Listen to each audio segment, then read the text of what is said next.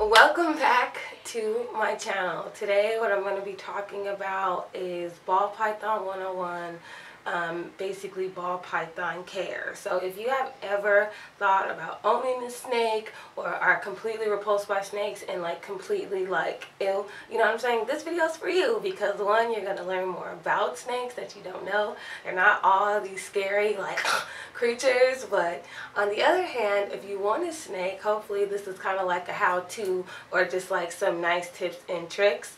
I have had my snake for 3 years already, and you know, we've been through a lot, so I feel kind of compelled to tell you about this because I got him as a baby and I raised him. So let's get into the video. Okay, so ball pythons. Ball pythons are some of the most popular pet snakes in the world, probably for two reasons. Their bite is non-lethal, their bite is superficial, they don't have any venom, they bite their prey, but it's really just to get a grip on their prey. They are constrictors, so they kill things by constricting them. Side note, okay, so in the wild, why ball pythons have the name ball python is that if they're getting attacked, if they feel a predator or anything is around, their first instinct is not to snap, it is to roll up into a ball and protect their head. Ball pythons are extremely head shy. If you have a new snake, don't be making sudden movements by their head. Don't reach for their head. If you have a little kid, do not reach for the head. It's the smallest little part of their body. It's the most sensitive part of their body, and they will protect it. They're called ball pythons literally because they will ball up before they strike. That's why if you get a snake that is striking at you or snappy, it feels like it has no other options. It's like put in a corner type thing because that's not their first reaction when they feel threatened. So it has to feel extremely threatened, and it has to feel like it has to snap at you for you to kind of back off and get the hint. Like if it rolls into a ball, it still didn't get messed with, so then it resorts to like snapping, but that is not their first reaction at all. And secondly, why ball pythons need a hide and love a hide is basically because in the wild in West Africa, they are like obviously on the ground. This is not a snake that is going to be like chilling under some bushes or chilling under a tree. No, like these snakes find holes, they find hides, they find deserted holes or non-deserted holes, and they crawl on in there and they wait. All they do is they sit and they wait. In this period, they don't even defecate, they don't even urinate, because if they do that, the scenting, they've already marked the hole, and the chance of a little mouse family coming down there or any type of rodent family coming down there is shot, because they're going to smell that from up at top and be like, no, we're not going in there, right? So they sit and wait and just sit, and they wait for rodents to come down, and they snap. They snap, they make their move. So these are not snakes that are just out, you know what I'm saying? Even in the wild, they're not out. They're always hidden. They're always in the depths. They're always waiting for food.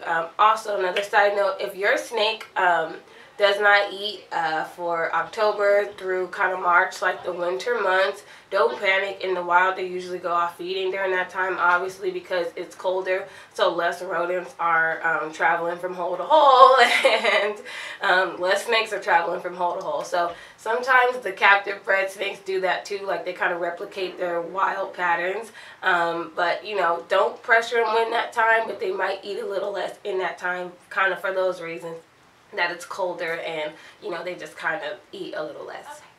Next, ball python availability. Where are you going to get a ball python if you want? Your options are pet stores, your options are online vendors, and your options are reptile shows, which is actually where I went to get my snake. Because at pet stores you can kind of see them, but pet stores kind of get their animals from all different vendors. Pet stores kind of like save the animals. Online vendors are basically breeders who have a business breeding snakes, breeding certain morphs of snakes, and making beautiful snakes and like beautiful patterns, really rich, like just beautiful to like look at. So the more kind of exotic a snake looks, the more expensive, because as exotic as a ball python looks, they're not an exotic snake. They're nicknamed pet rocks because literally all they do is kind of like be in their hide. They are nocturnal, so during the day they are asleep. They don't want to be bothered. They're in their hide, and their nickname is Pet Rocks for obvious reasons. So they're not this exotic of a snake, but they can look really exotic. So kind of like the more high-end look it is, the more expensive it's going to be. My ball python was a pastel. I paid $75 for him. So I recommend a reptile show, because basically you can go and how online these breeders, they breed their snakes, they take pictures and they show you online. That's basically the real life in a reptile show. Breeders come out or vendors come out that have snakes, their own snakes, you know, that they've kind of raised and things like that, and they line them all up, and you can like see the snake, you can ask the person questions about the snake. It's really cool. In a pet store, I guess you can see the snake, but pet stores, like, they don't usually get babies because they don't breed snakes. You know, they usually get like grown snakes or like semi-grown snakes, and I don't know about you, but I feel more comfortable like raising my baby, you know, like I want him to know me. So I definitely like going kind of more with just like a more exotic animal, even like dogs and cats sometimes. Sometimes you just kind of want to raise it, so you kind of just know it got some home training, okay? But yeah, so that is like the benefit of going to a reptile show. You get to see the snake, and you get to talk to basically who bred the snake, and you got an opportunity to get a baby snake. Whereas in pet stores, I always see a lot of adult snakes, and I rarely ever see a morph of a snake. Just a regular ball python. And regular ball pythons, by the way, are so cheap. They can go from like $25 to like $50. Like, they're really cheap for a baby or adult. They're just really cheap. But if you're getting into morphs and all that, you could always get an original ball python and get an exotic one. Bam! And make them have babies. Okay, next. Ball python lifespan. So a ball python lifespan, guys, is 30 to 40 years. Yeah, I said that right. My snake will outlive 3 of y'all dogs and 4 of y'all cats. Okay, I want you to let that sink in. Let that sink in.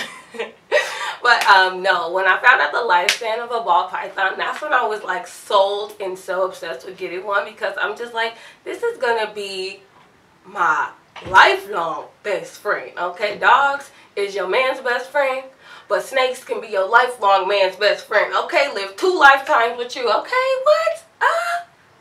Excuse me. So yeah, ball pythons, they're gonna be around. You know, if you take care of them, feed them, they're really like pet rocks. They're really docile.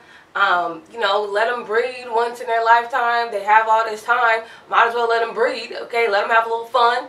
And, you know, just rock with them, love them, because they're going to be here for a while. They're a little small investment, but your snake will be trekking with you for a minute. Like, through all different life experiences, your snake will still be there. So, you know, some people don't grow an attachment to snakes because they are cold-hearted. Literally, non-literally, they're cold-hearted. So a lot of people are just kind of like, oh, it's a snake. But like for me, like, I'm like, oh, I love my snake. Like, I just love him, you know.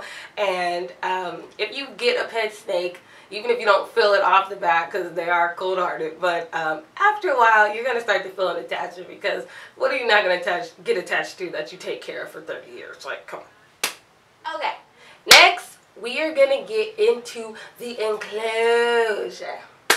Okay, so what you see here is basically his enclosure. I just washed it, I just cleaned it and everything like that. So prior to the bedding that he has now, which is the soil bedding, this is the most recommended bedding for a ball python because they need humidity. Ball pythons go into a thing called shed. This happens every 2 to 4 weeks, I believe, for a younger ball python, and 4 to 6 weeks for an older ball python, because they eat, the younger ball pythons eat more and the older ball pythons eat less frequently.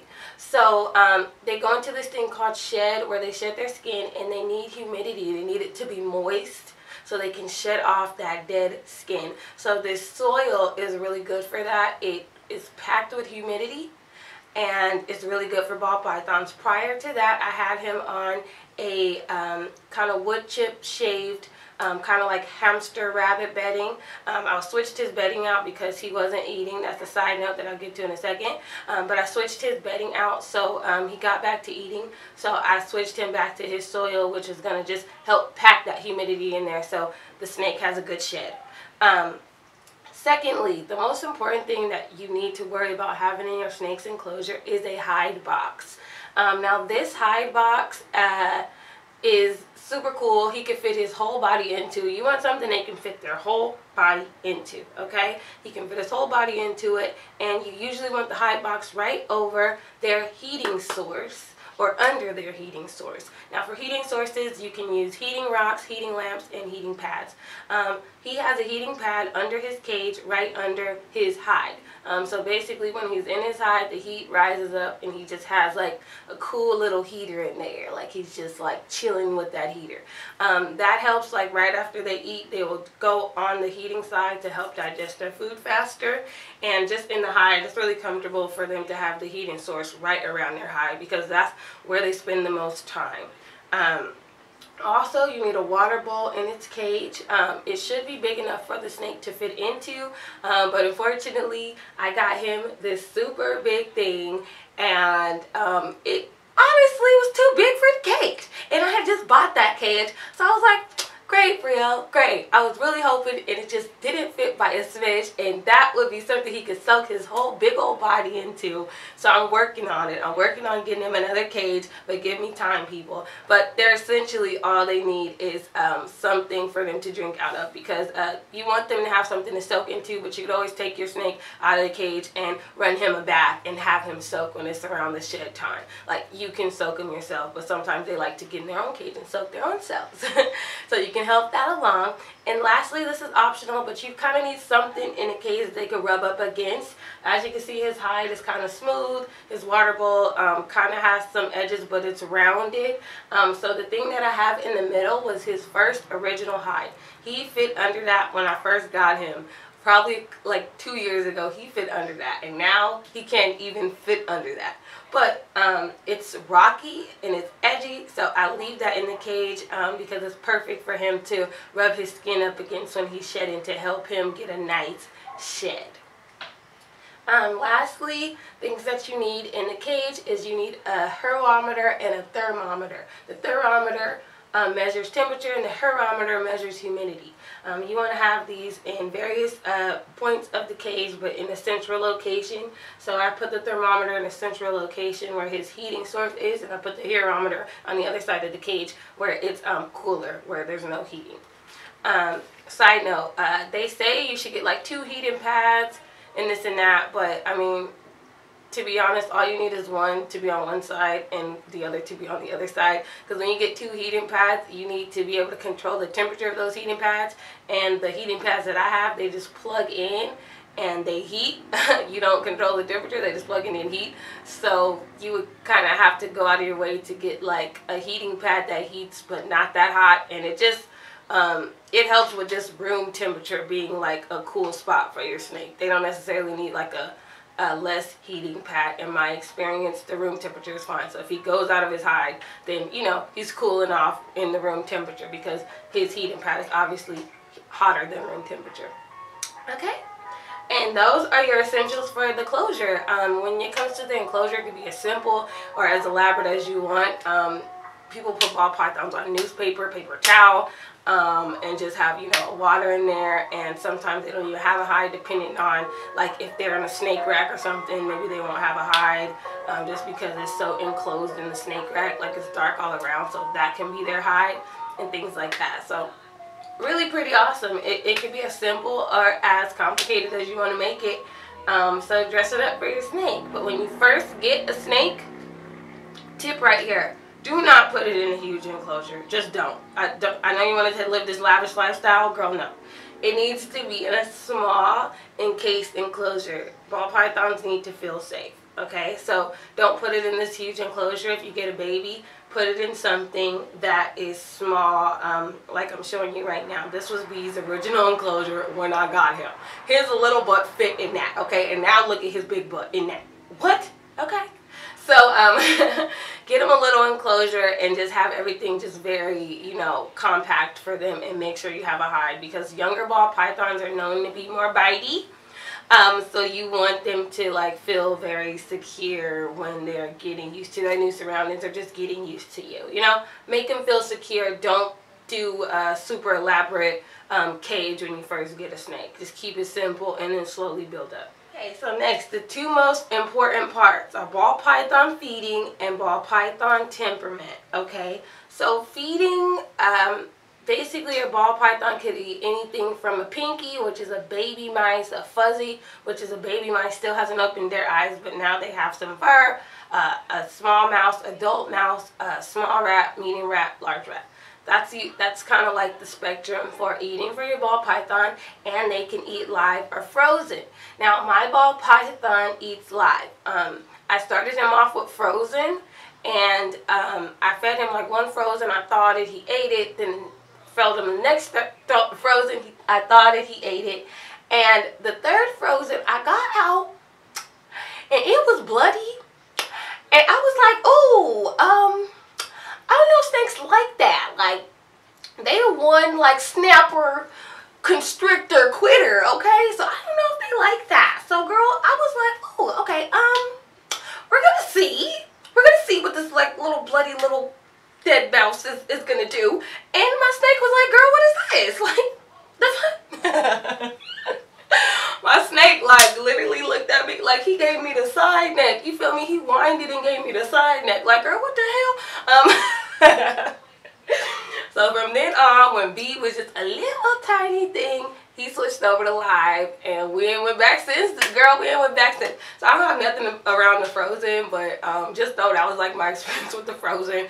I don't think like the mice are supposed to kind of be like bloody and all, like kind of beat up. So like my snake was like, nah, I'm not having it. So I was like, cool, we just gonna move to like a nice healthy rat that's alive, and it's been working out for us. So basically, you want to feed your snake what is the thickest part of your snake, that is the thickest kind of rodent that you would like to feed them. So when you get a baby, maybe they need fuzzies, they need, you know, small pinkies and everything like that that matches their circumference. And my snake now, he's thick, he's big, so he's on medium rats. When you have a juvenile snake, you're going to want to feed them weekly. When your snake is older, you're going to want to feed them bi-weekly, every, you know, 2 weeks. And you can honestly feed your snake as much as they're willing to eat. But, you know, for me, I like my snake to just kind of like have his little time and be hungry. I don't want to overwhelm him with feedings all the time, so I wait the 2-week mark. Just because you could feed your snake more, an adult snake more than that if they want to eat that and get your snake all big. But I feed them every 2 weeks. Like, we keep it simple around here. And next, ball python temperament. Okay, as I said before, ball pythons are really docile. They're really friendly. You just want to make sure they're handled. Handle them, you know, handle them, touch them, feel them. Build trust with your snake. Establish trust with your snake. You know, establish when they're out the cage, they feel safe. When they're with you, they feel safe. And they're going to have a fun little time. You know, they're going to be exploring. The times when you want to take your ball python out of the cage is when they're already kind of exploring, looking for a way out. Ball pythons are like master escape artists. If you have any crack hole part in your cage that is not secure, your ball python will get out. I freaking promise you. Okay? Okay. Just take my word for it. They'll get out. And if you let your ball python out and you start going on Instagram, and you know, you look up and it's been 10 minutes, your snake is gone. I'm telling you that right now. These little snakes are the master escape artists, and they will be here, bam, gone, bam, done. Like, what? Where's my snake? Okay, so keep an eye on your snake, and in the cage, make sure every part of the enclosure is clear. But yeah, you know, as far as their temperament, they're really docile. If you get like a bitey kind of snake, the one time my snake snapped at me is when he was going in the shed. This was his first shed me having him. I had no idea what was going on. Basically, a shed is like a like a period for snakes. Okay, they're just not having it. They're irritated. They're irritable. How would you feel if your skin was like on fire and the only relief was you literally peeling this skin off? How would you feel? So you know, basically like these snakes are, they get attitudes during their shed. So I didn't know that. So I try to go and I try to like open up the cage after I get home. And I'm like, oh hey, here's my little snake. And he snapped at me. He missed, but he snapped. And I was like, oh, namaste, let me put this cage back on here. And then I started doing my research and I'm like, oh, he's in shed. I'm an idiot. So that's how I found out about shed. And that is the one time my snake has ever snapped at me. My snake has never bit me. So I can tell you guys, ball pythons are freaking awesome. Like, I love my little snake. Like, I just freaking love it. Signs of shed are basically, their eyes get a film over them. So basically, like, they go partly blind. Yeah, so your snake is gonna shed roughly every 4 to 6 weeks. I thought it was 2 weeks for the youngins, but it's not. It's 4 to 6 weeks.